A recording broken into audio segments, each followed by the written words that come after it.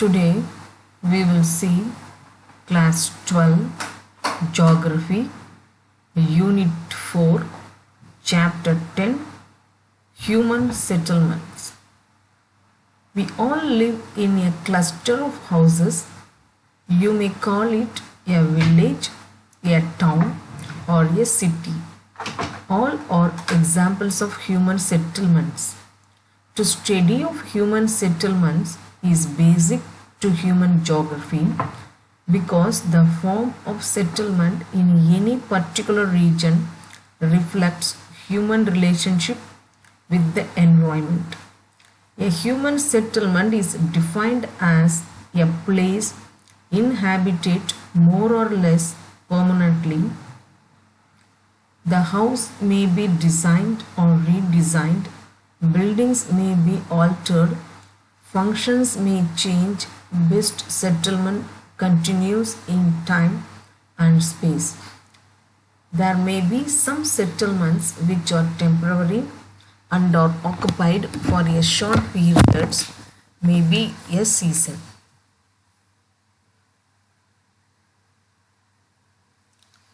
Classification of settlements: urban, rural, dichotomy. It is widely accepted that settlements can be differentiated in terms of rural and urban, but there is no consensus on what exactly defines a village or a town. Although population size is an important criterion, it is not a universal criterion since many villages in densely populated countries of India and China have population exceeding that of some towns of Western Europe and United States. At one time, people living in villages pursued agriculture or other primary activities. But presently in developed country, a large section of urban population prefer to live in villages even though they work in the city. The basic difference between towns and villages is that in towns the main occupations of the people is related to secondary and tertiary sectors, while in the villages most of the people are engaged in primary occupations such as agriculture, fishing, lumbering, mining, animal husbandry, etc. Suburbanization. It is a new trend of people moving away from congested urban areas to cleaner areas outside the city in search of better quality of living. Important suburbs develop around major cities and every day thousands of people commute from their homes in the suburbs to their work places in the city.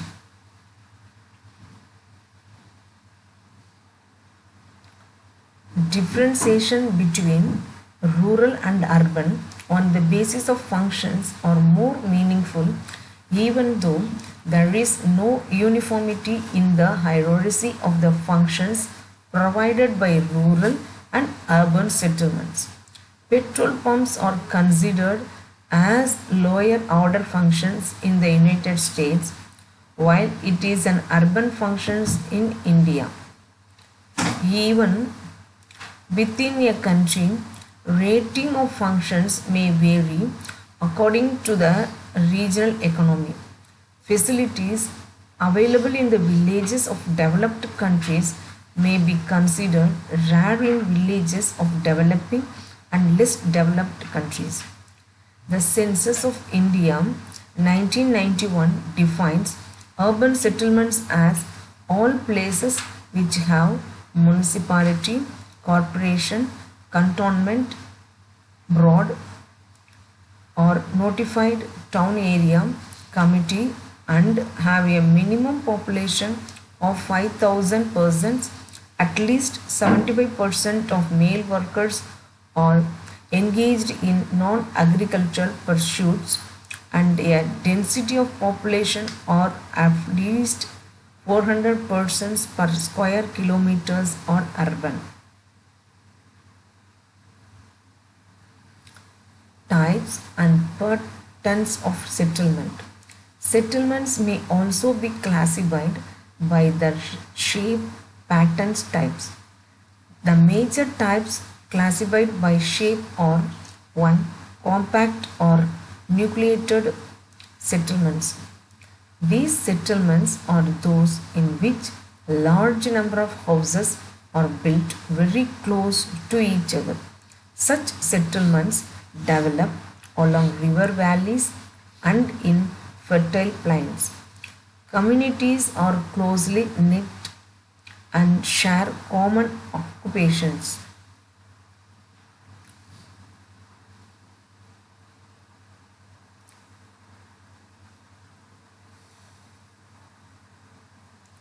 Two, dispersed settlements. In these settlements, houses are spaced far apart and often interspersed and with fields. A cultural feature such as a place of worship or a market binds the settlement together. Here, figure 0.1 dispersed settlements. Rural settlements. Rural settlements are most closely and directly related to land. They are dominated by primary activities such as agriculture, animal husbandry, fishing, etc. The settlement's size is relatively small. Some factors affecting the location of rural settlements are figure 0.3 sitting near water. Water supply. Usually, rural settlements are located near water bodies such as rivers, lakes, and springs where water can be easily obtained. Sometimes the need for water divides people to settle in otherwise disadvantaged sites such as islands surrounded by swamps or low-lying river banks. Most water-based wet point settlements have many advantages such as water for, here they give figure 10.1 compact settlements such as water for drinking, cooking, washing, rivers and lakes can be used to irrigate farmland. Water bodies also have fish which can be caught for diet and navigable rivers and lakes can be used for transportation. Land. People choose to settle near fertile lands suitable for agriculture. In Europe, villages grew up near the rolling country, avoiding swampy, low-lying land, while people in Southeast Asia chose to live near low-lying river valleys and coastal plains suited for wet rice cultivation. Early settlers chose plain areas with fertile soil. Upland, which is not prone to flooding, was chosen to prevent damage to houses and loss of life.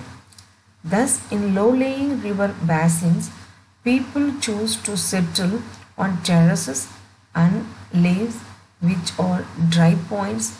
In tropical countries, people built their houses on slits near marshy lands to protect themselves from flood, insect and animal pests.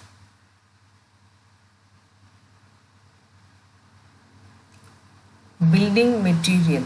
The availability of building materials, wood, stone, near settlements is another advantage.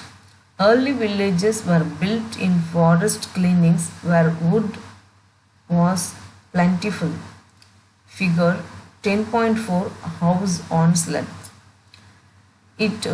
In losses areas of China, Cave dwellings were important, and African savannas buildings materials were mud bricks, and the Eskimos in polar regions use ice blocks to construct igloos. Defense. During the times of political instability, war, hostility of neighboring group villages were built on defensive hills and islands.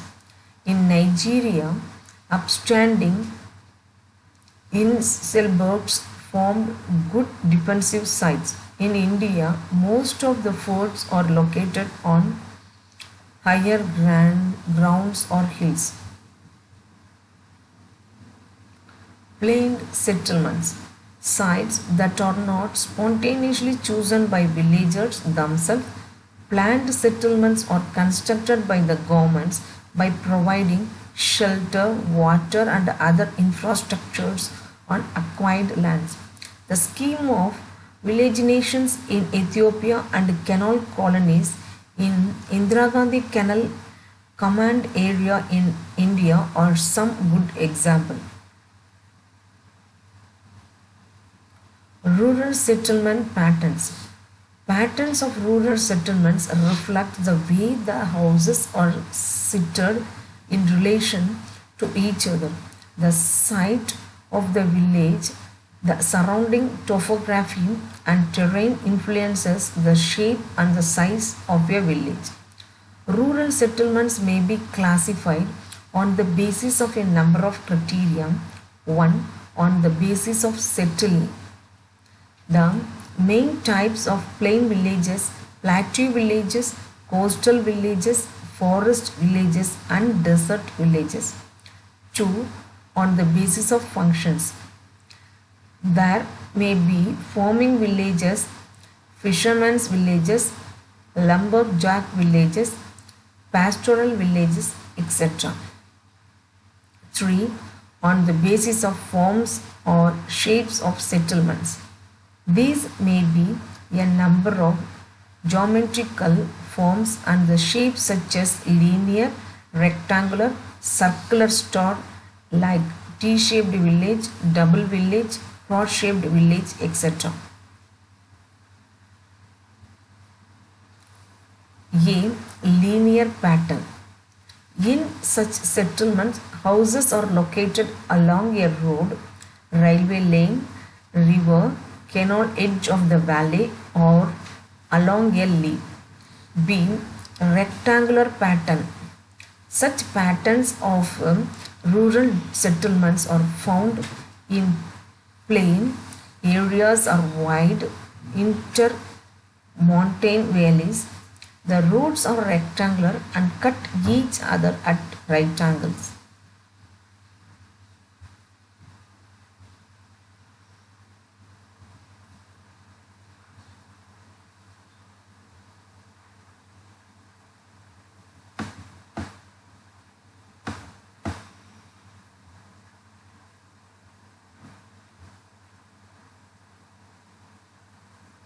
C. Circular pattern. Circular villages developed around lakes, tanks, and sometimes the village is planted in such a way that the central part remains open and is used for keeping the animals to protect them from wild animals. D. Star-like pattern, where several roads converge, star-shaped settlements developed by the houses built along the roads. T-shaped, Y-shaped, cross-shaped, or cruciform settlements. T-shaped settlements develop and tri-junctions of road T, while Y-shaped settlements emerge as the places where two roads converges on the third one and houses are built along these roads. Cruciform settlements develop on the crossroads and houses extend in all four directions. Here they give figure 0.5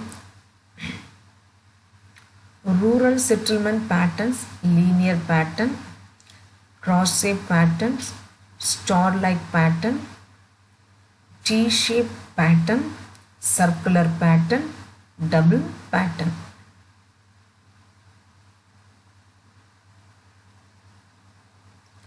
Figure 10.6 linear pattern settlement. Figure 10.7 Y-shaped settlement.